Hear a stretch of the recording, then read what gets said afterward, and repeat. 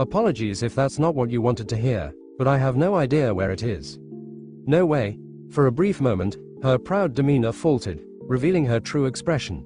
The authoritative air around her vanished as she turned her gaze to the sky and muttered. What now? Did we really just waste our time? You're wasting even more time by standing around. You should hurry. The culprit must have the divine protection of wind, given how fast they escaped. Why are you acting like this has nothing to do with you? Well, you were the one who told me to stay out of it. Besides, what do you plan to do about him? Anos Voldigode's presence seemed to resurface in the conversation as intrigue about the spirit arose once more. The girl blinked, as if only now realizing he was still there. Stepping toward the elf girl, Anos spoke. You've done enough. You're in a hurry, aren't you? You'd better get going. If you want, I can assist you. What do you say? The elf girl blinked, momentarily caught off guard by Anos's offer. Her poised, dignified front wavered ever so slightly before she straightened, her violet blue eyes narrowing in assessment. You? She asked, skepticism lacing her tone.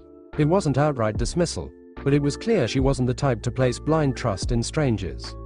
The floating cat spirit, still hovering lazily in the air, flicked its tail, amusement evident in its glowing golden eyes. Oh ho, now this is interesting. I thought you were just going to stand around and watch. Anos remained unfazed. He regarded the elf girl calmly, his expression unreadable. I offered because you're short on time, but if you'd rather hesitate, that's your choice. Her fingers twitched at her sides, betraying the internal struggle between pride and practicality. The way he spoke was confident, self-assured, as though her decision didn't affect him in the slightest. And yet, something about his demeanor made her hesitate to reject him outright. The cat spirit snickered. You don't get many people talking to you like that, do you? The elf girl shot the feline a glare before exhaling sharply, as if to steady herself. Fine. I'll accept your assistance. Her tone was begrudging, but the flicker of relief in her gaze did not go unnoticed. The cat spirit gave a languid stretch in midair, its tail curling. Well, that settles it, then. It turned to Anos with an unreadable glint in its eyes. Hope you're ready. This isn't going to be as simple as you think. Anos met the cat's gaze, unconcerned. I'd hope not. The elf girl nodded. Let's move. Anos stepped into the bustling marketplace, the scent of fresh bread and fruit mixing with the hum of voices and clinking coins. Behind him, the white-haired elf girl hesitated briefly before stepping forward, her silver hair catching the sunlight as she adjusted to the shift in atmosphere. Puck floated after her, his golden eyes sharp despite his relaxed posture. Though his tail flicked lazily, a subtle bristle in his fur betrayed an instinctual unease toward Anos. So before we begin, he said smoothly, introductions would be appreciated. Elf girl blinked, as if only now realizing she had yet to introduce herself. Pushing aside the strange pressure lingering in the air, she straightened her posture and offered a small, polite smile. Right, of course, she said. I'm Amelia, just Amelia. Her voice was as gentle as ever, carrying an instinctive warmth that made her approachable despite the uncertainty in her expression. Even as unease whispered at the back of her mind, she did not falter. She gestured toward the floating spirit beside her. And this here is Puck. Puck didn't immediately respond, his tail flicking once as his ears twitched. Then, after a slow, exaggerated tilt of his head, he finally spoke. Oh ho, just Amelia, that's a bit modest for someone so well-mannered. His tone was light-hearted, then Puck's attention moves to Anos. And you, big guy. Something tells me you're not exactly the average friendly stranger. Anos allowed a faint smirk, entirely unbothered by the scrutiny. I am Anos Voldigode. The moment his name left his lips, an unseen tremor rippled through the air. Puck's fur bristled, his floating form tensing as he instinctively shifted closer to Amelia, subtly placing himself between her and Anos. Demon, he murmured, his voice losing all traces of playfulness. Amelia's violet blue eyes widened slightly, but she quickly steadied herself. She looked at Anos again, really looked at him, but found no malice. Anos Voldigode, she repeated. Then, it's nice to meet you. Her voice remained steady and sincere, unfazed by Puck's caution. Puck, however, remained tense, his golden eyes never leaving Anos. Well, this is certainly getting interesting, the small spirit muttered under his breath. Anos was surprised that Puck, the floating cat spirit, recognized his name. This was an entirely different dimension, a separate reality altogether. So how did they know of him? Was there another Anos here, one with a dark reputation or an even more destructive past? What a lovely name, Miss Amelia. Anos bends a knee to alleviate her concern. Amelia blinked in surprise at Anos' words, a faint pink dusting her cheeks. Thank you, she said, her voice wavering slightly, caught off guard by his unexpected formality. Though his gesture was meant to ease her worry, the weight of his presence still lingered in the air. Puck, however, remained unimpressed. He hovered closer to Amelia, his tail flicking as he eyed Anos with the same cautious stare. Flattering, aren't we? He muttered, his tone light but guarded. I don't know what you're up to, but you sure don't feel like someone who kneels so easily. Before things could escalate, Amelia stepped in, her tone firm. We need to focus. I have to find my insignia and track down the thief. Her urgency was clear, but she kept her composure. Anos stood, his gaze steady. A simple task, he said. If they rely on wind magic, their trail won't last long. Puck scoffed, tail flicking. You sure talk big. He muttered, tracking magic isn't that easy. His eyes stayed sharp, still not trusting Anos. Amelia sighed, glancing between them. Can you help? She asked, hopeful but cautious. Any idea where they went? Anos gave a slight smile. Asking a question is preferable to wandering aimlessly. Amelia crossed her arms, nodding. Then, do you have a way to track them? Her voice carried a mix of hope and skepticism. Puck hovered closer, eyes narrowing. I'd like to hear that answer too, he muttered. If you're as capable as you act, now's the time to prove it. His wariness hadn't faded, but his curiosity was growing.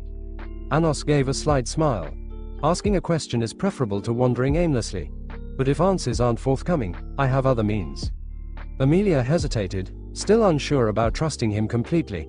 Then let's start by asking around, she suggested, keeping her tone polite but firm. It's better than making assumptions. Puck flicked his tail, golden eyes still locked onto Anos. Agreed, he muttered. I'd take your word over his any day, Amelia. Anos didn't argue. He simply gestured forward, then led the way. As he walked toward the marketplace, following Amelia, he observed her every movement with quiet amusement. That was only natural. Being summoned into an unfamiliar world meant there were bound to be gaps in information. However, knowing that fact did not make the situation any less inconvenient, especially when the elf girl beside him was equally unaware of their surroundings. Both had assumed the other knew the way, resulting in 10 minutes of aimless wandering through back alleys. A slight miscalculation, though not one worth dwelling on. If nothing else, it was a momentary setback, one that would be corrected in due time. The second issue was the written language. While spoken communication presented no difficulties, the same could not be said for the strange symbols adorning the signs and buildings. At first, he had dismissed them as decorative markings, but upon further inspection, their structured placement suggested otherwise. Unless this world had developed an unusual fascination with mystical runes, this was likely their written alphabet. This rendered signposts useless and left him unable to distinguish shops by their signage. A minor inconvenience, but one worth noting. You've just been hiding behind me this entire time. You haven't been helpful in the slightest. She turned her irritation toward Anos, who had done exactly as she said, leaving all the wandering and searching for her insignia to her alone. That realization only deepened her frustration. He hadn't even attempted to contribute, not in the slightest. Meanwhile, Puck's reaction was a mixture of caution and amusement, as if he found the situation both entertaining and mildly concerning. I merely followed your orders, trusting that your knowledge of this kingdom far surpassed my own. Surely, you wouldn't fault me for placing such faith in your expertise. He's got you there, Leia. You did say that, after all. Can't blame a guy for listening, right? That's not the point. You could have at least tried to help instead of just standing around looking smug.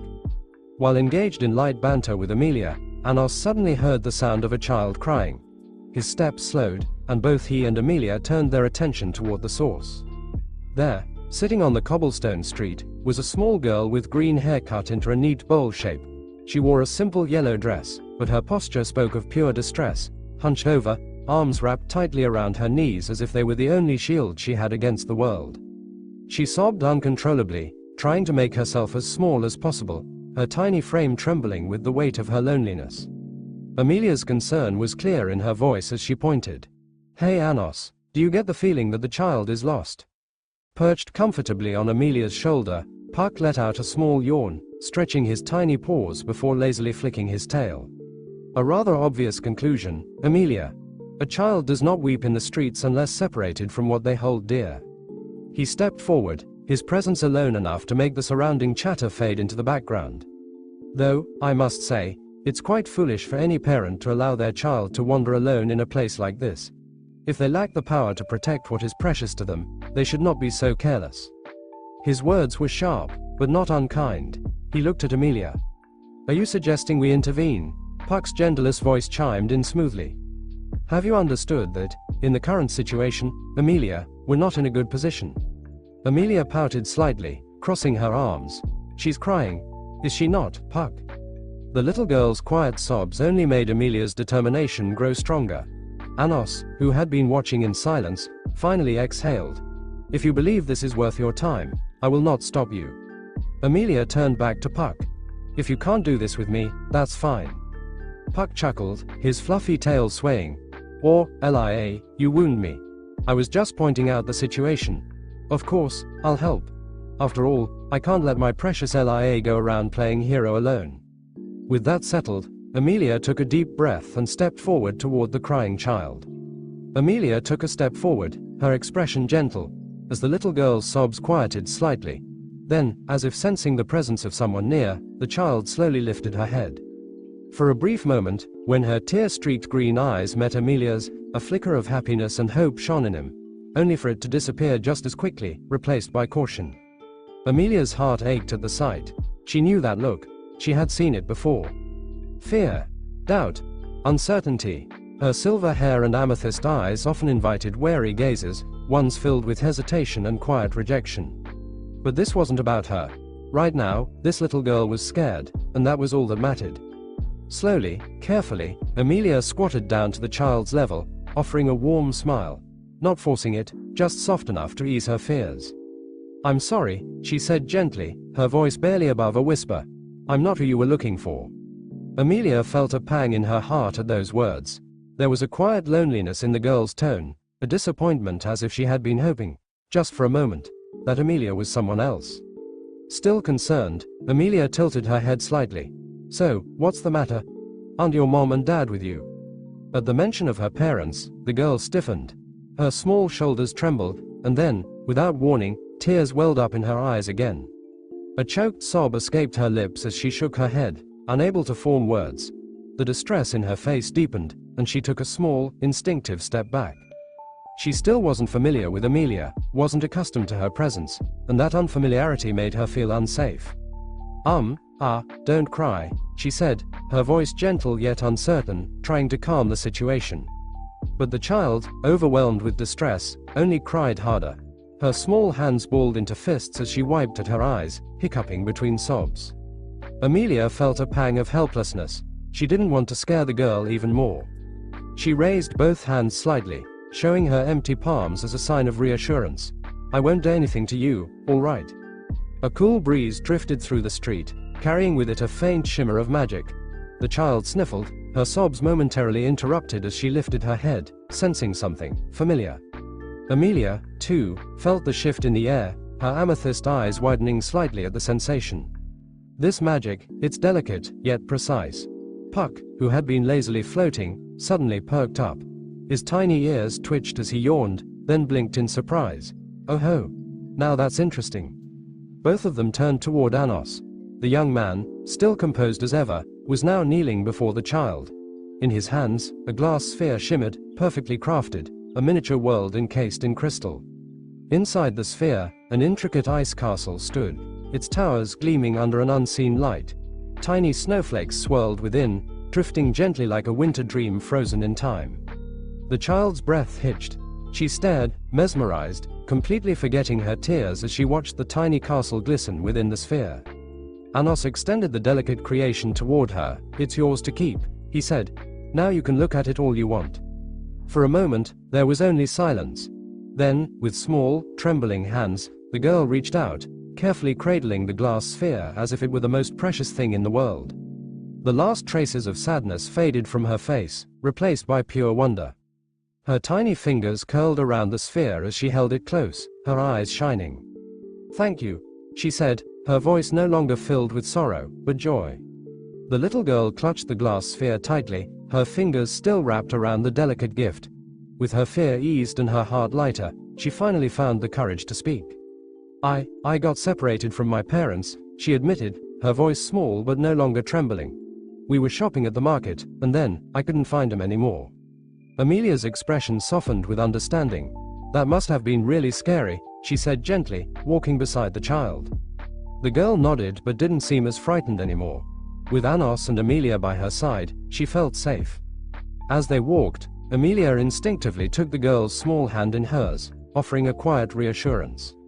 But it was Anos who held most of the child's attention.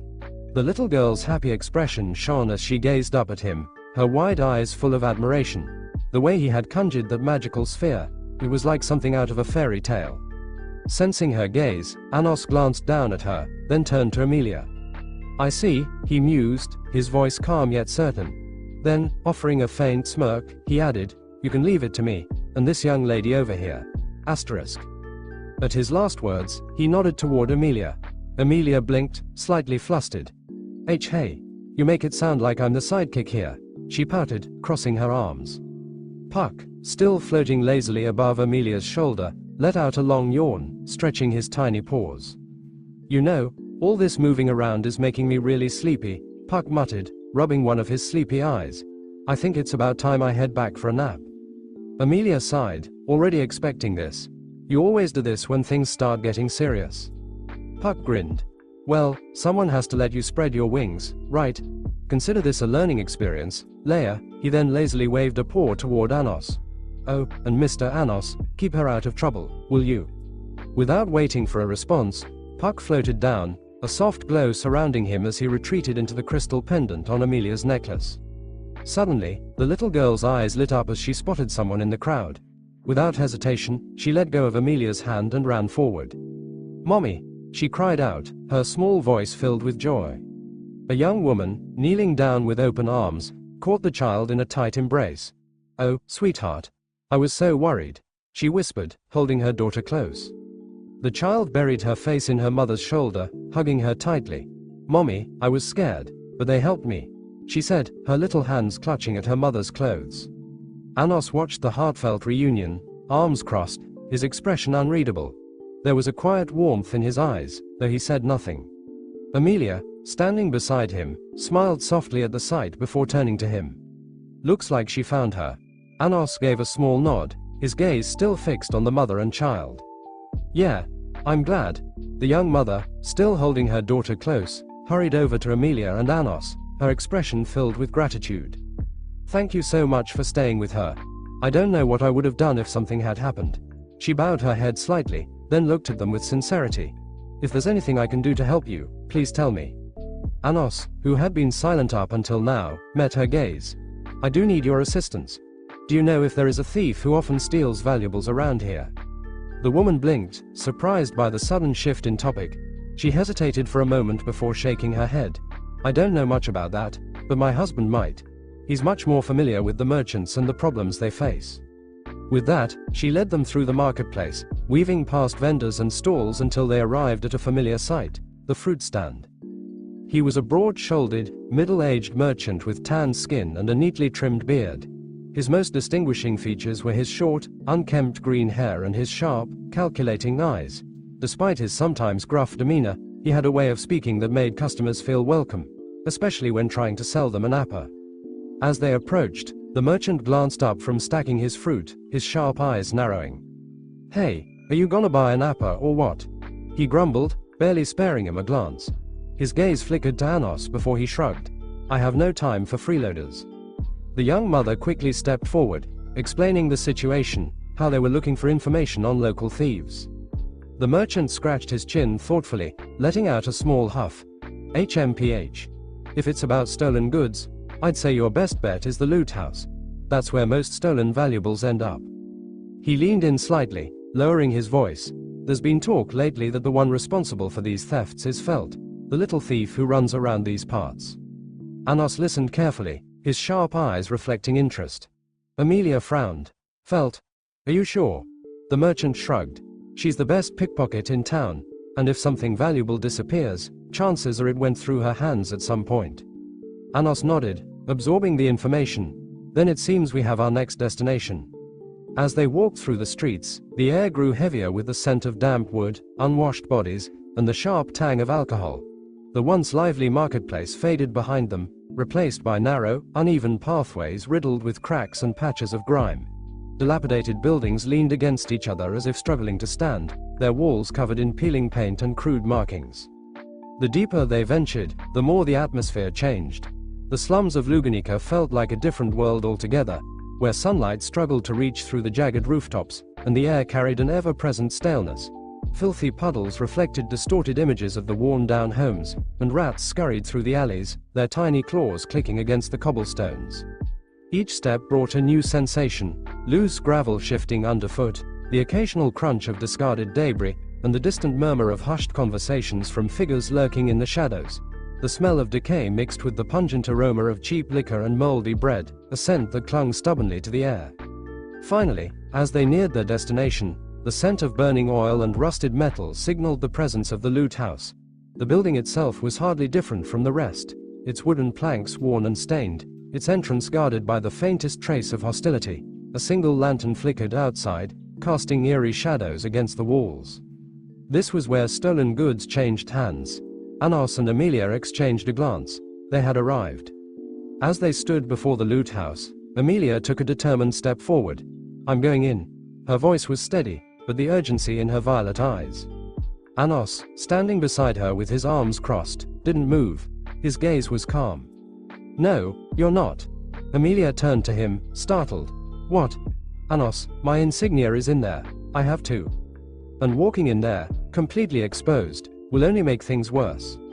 His tone wasn't harsh, but firm. Amelia's hands curled into fists. "But I can't just stand here and do nothing." She glanced down at her chest, where Puck's crystal hung motionless on her necklace. He had fallen asleep again, completely unaware of her growing frustration. Anos softened his gaze, his voice lowering just enough to soothe her tension. "I understand how much this means to you. But desperation leads to mistakes. Trust me, I'll get your insignia back." Amelia bit her lip, torn between impulse and reason. She wanted to act, to reclaim what was hers with her own hands. But as she looked at Anos, standing there, completely unfazed, radiating quiet certainty, something in her heart settled. She took a deep breath. "All right. I'll trust you." Her desperation faded, replaced by resolve. "But be careful, okay?" With that, he opened the door to the loot house and stepped inside, vanishing into the dimly lit shadows. The creaking of the old wooden door echoed as Amelia watched him go, her fingers tightening around the crystal on her necklace. The slums already reeked of damp wood and unwashed bodies, but as the door swung open, a stronger stench spilled out, a pungent mix of sweat, rusted metal, and stale alcohol. Inside, the air was thick, almost oppressive, as if the very walls had absorbed years of crime and secrecy. Flickering candlelight barely pushed back the darkness, casting jagged shadows across the rough wooden floor. Anos stepped forward, his eyes scanning the interior. "Let's see what kind of welcome they have in store." The door closed behind him with a sharp clack, sealing him within. Darkness settled in, leaving only the weak glow of candlelight to carve out a small, fragile pocket of illumination in the gloom. He stepped forward, lifting the candle and carrying it deeper into the room, the wooden floor groaning under his weight. The counter ahead doubled as a reception desk, cluttered with various items, small boxes, jars, and an assortment of blades haphazardly strewn about. He was in the dark in more ways than one. Without knowledge of their worth, he couldn't determine whether these were treasures or mere trinkets. But to an untrained eye, they certainly didn't seem valuable. Well, that much is obvious. Anything worth taking would be further inside. Each stolen item bore a wooden tag, rough carvings etched into them with something sharp. If these were the names of the thieves who had stolen them. If so, rounding up the culprits would be as simple as collecting these and turning them over to the guards. There was also the question of where these stolen goods were ultimately ending up. No signs of life yet, but even in the dim glow of his candle, he could see the items growing in both size and value the farther he went. If there was an insignia with a jewel embedded in it, it would no doubt be stashed all the way in the back. Anos stopped abruptly. Something beneath his foot felt off. It wasn't the discomfort of stepping on something solid. No, this had a slight give to it, thick and sticky, clinging unnaturally to his sole.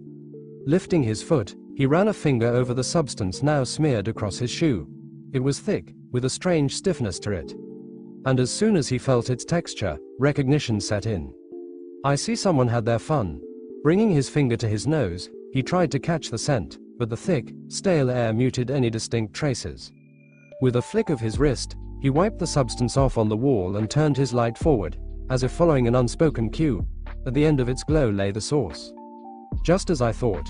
In the dim light, the first thing he saw was an arm, carelessly discarded on the ground.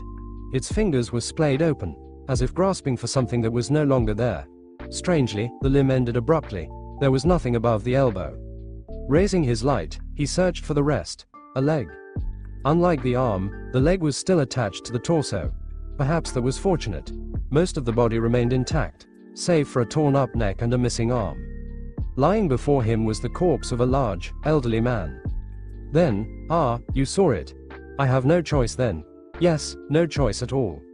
A woman. That much he was certain of. And judging by the tone, she was enjoying this. The moment the voice faded, the air shifted. A whisper of movement, silent, fluid, predatory. Anos tilted his head slightly. A breath later, shing. A silver arc cut through the darkness. The candle in his hand split cleanly in two, its flame extinguished before the halves hit the ground. Anos let out a soft exhale. Precise. From the shadows, a figure emerged. A woman dressed in black, moving with an effortless grace that spoke of experience. In her grip, a curved blade gleamed, wet with whatever had become of the old man's throat. She smiled, dark eyes glinting with something just shy of hunger. You dodged. I like that. Anos took a step back, feeling the uneven floor beneath his boots. The room was tight, shelves stacked high with stolen goods, a cluttered counter to his side. The air was thick, damp, and heavy with the scent of rust and blood. The dim lighting turned every shadow into a hiding place. This wasn't just an attack. It was a hunt. I take it you're the one who carved him up. Anos gestured lazily to the corpse. She chuckled. He struggled at first. They always do. Then she moved. With a flick of her foot, she sent a row of small knives from the counter flying toward him, each one spinning unpredictably through the air. At the same time, she vanished into the shadows, using the uneven flooring to silence her steps as she weaved around him. Anos barely shifted. The knives zipped past, missing him by inches. As her blade sought his stomach, he stepped into the attack rather than away, 2 fingers catching the hilt before it could reach him. For the first time, Elsa's eyes widened slightly. Then her grin deepened. Oh, I really like you. She twisted, using the force of his grip to kick up a loose wooden plank, sending it straight toward his face. The moment he let go of her weapon, she melted into the dark again, slipping behind a stack of stolen goods. Her voice floated from somewhere unseen, smooth and dripping with amusement. Elsa Gran Hirt. They call me the Bowel Hunter. And you, darling, are making my heart race. A soft laugh. Then silence. Anos stood motionless, his gaze sweeping through the gloom. She was using everything, the walls, the clutter, the candlelit pockets of the room, to her advantage. Hunting in the dark. His voice was calm, almost lazy. I see. You think that will help? Another whisper of movement. Another silver gleam. And the game truly began.